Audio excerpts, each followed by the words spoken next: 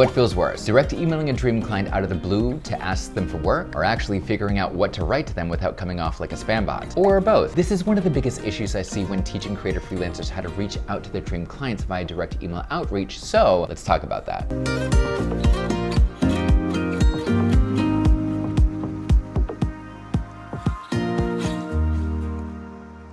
If we could all just have jobs fall into our lap without having to take the first step and reach out to our dream clients, then that would be absolutely fabulous. But that's not reality. 99% of the time, we, the creative freelancer, have to reach out first to our dream clients to actually get the jobs. After all, as a creative freelancer, if no one knows what you do, then no one will give you work. You have to market yourself. But writing those dreaded direct email outreaches or cover letters or whatever you want to call them can feel super icky. So let's take the ew out of it and break it down step by step. Remember, messaging is marketing. That's all it is. And how you say things in an email can dictate how your dream client interprets who you are, how they pigeonhole you, and if they are willing to read your email all the way to the end or just throw it into the junk folder, block your address, and blacklist you forever. How you say things in your direct email marketing matters most. And when you use empathy, where it's not about you and it's all about them, the dream client, then they are more likely to read to the end of your email, and lo and behold, continue the conversation with you. Now, this is a fast and furious breakdown of the entire week 2 of my online course, League of List Builders, the creative person's marketing plan to know exactly what to say, when to say it, and who to say it to. So don't think that this short video will give you all of the answers. This video is here to show you the step-by-step breakdown from subject line to closing salutation. The real work lies in how you craft your killer cover letter, the words you choose, and how you empathize with your dream client. And that is based off of figuring out who your dream client is. That said, at the end of this video, I've got something special for you to help you get in the shoes of your dream client, empathize with their day-to-day, and speak to them as an equal and not as a starving artist. So stick around for the end for that. But now, here's the breakdown on how to construct a killer cover letter and what that cover letter says about you. It has 6 steps to it. 1, the subject line. 2, the opening salutation. 3, the first paragraph. 4, the second paragraph. 5, the third paragraph. And 6, the closing. So let's go. Subject line. Your name comes up in their inbox, and next to it is the subject line. Now, the main purpose of your subject line is for your dream client to open the email with as little skepticism as possible, not delete it, and think that you're a spam bot. That's why when your email pops up in their inbox, it's your name and then the subject line. The subject line should pigeonhole you as someone who can help them. So for example, if you're a voiceover actor reaching out to an e-learning company, your subject line can be submission for your next e-learning project. If you're a product photographer reaching out to a makeup line company, your subject line can be your summer line branded photo shoot. If you're a web designer reaching out to an advertising agency, your subject line can be your next client's best online presence. With your name on the left and your subject line on the right written correctly and speaking directly to their needs with the word you in it, they are more likely to open the email and take you seriously. If, however, your subject line says something like, book me now or else, I can promise you that dream client already thinks you're an asshat before they've even opened your email. Opening salutations. The first line of your email is the most important. If I get an email from someone and they have not taken the 2.5 seconds to at least write my first name in and spell it correctly, especially since my first and last name is in the actual email address, then I'm already pissed off. And don't get me started on to whom it may concern. If you write to whom it may concern, then I've already decided that you are lazy and I'm not interested in investing my time in reading your email all the way through. Always write out at least their first name and triple check that it's spelled correctly. You can start it off with a Dear Jonathan or Hi Jonathan, and always add a comment immediately after their name. This shows that you have the common courtesy to address them with their name and that you understand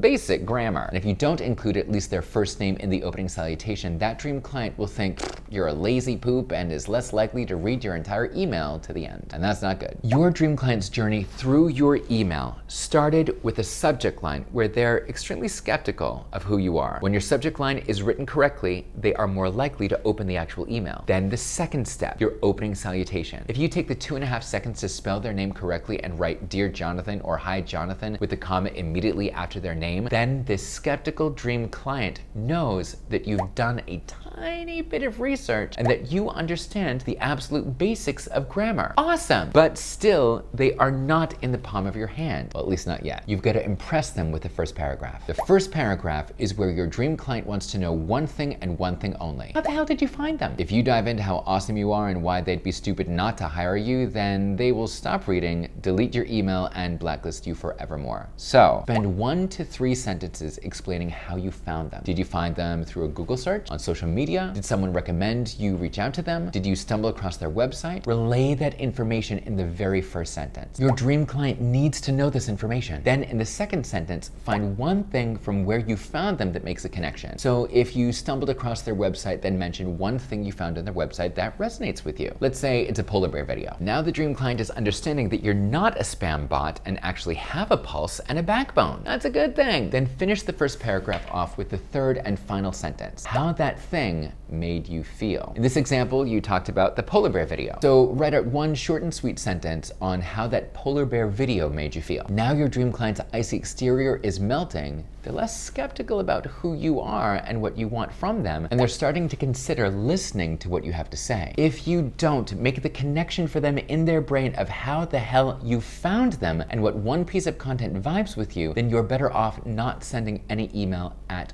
all. We are hardwired for human connection, so make a connection. The second paragraph. This is where most people go into their credentials of how professional, reliable, trustworthy, and capable they are. Major turnoff. The dream client's walls go back up immediately. So to make a phenomenal first impression, stay there with the dream client and empathize with their customer journey. What's their dread to dream? What are the daily struggles they have when dealing with their dream clients? Never complain about other people in your industry to them. This makes you look like a complaining diva. Instead, empathize with their daily stresses. The intern that spills coffee all over the desk. Their end client that wants to make the 700th round of corrections before the weekend. The technical difficulties of their servers going down again for the 15th time this week. It doesn't matter if your examples of empathy aren't exactly spot on. What matters is that you're empathizing with them. You see their struggles, and their willingness to learn more about you is now through the roof. You've made a connection with them, and they are finally willing to listen. If you haven't made a connection with them by now, you're on your way to Blacklistville. The third paragraph. Here's where you introduce yourself. Do not go into how awesome you are. Rather,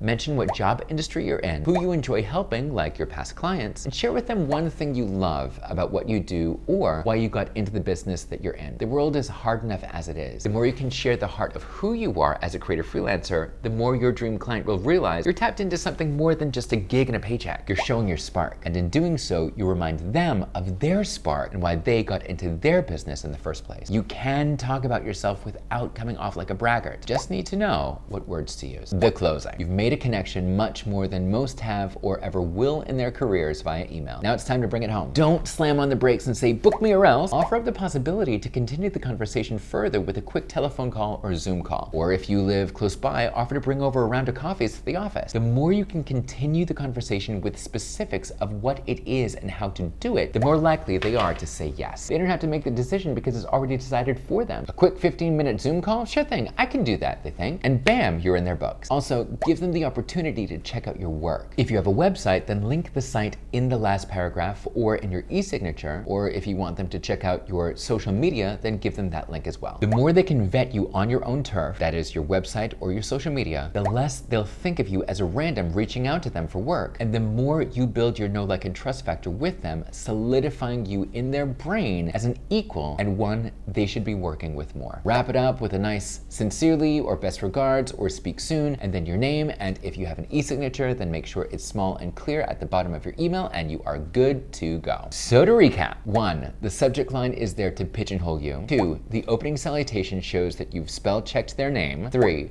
the first paragraph answers the question, who the hell are you? 4, the second paragraph empathizes with their day-to-day. 5, the third paragraph tells more about who you are, what industry you're in, and why you do what you do. And 6, the closing continues the conversation and gives them more content and context to learn more about you as a creative freelancer. Phew!